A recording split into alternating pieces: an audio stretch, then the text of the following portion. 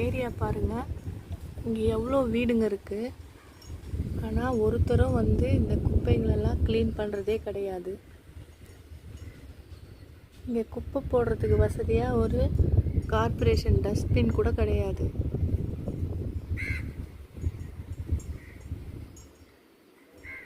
மாநகராட்சியில் இதை வந்து பார்த்து சீக்கிரமாக க்ளீன் பண்ணணும், அதுக்கான நடவடிக்கை எடுக்கணும். தயவு செஞ்சு இதை ஷேர் பண்ணுங்கள். இங்கே நிறைய வீடுங்க இருக்குது, நோய்கள் பரவிட்டுருக்கு. குப்பைகளை க்ளீன் பண்ணணுன்னா மாநகராட்சியிலேருந்து வந்து உடனடியாக நடவடிக்கை எடுக்கணும்.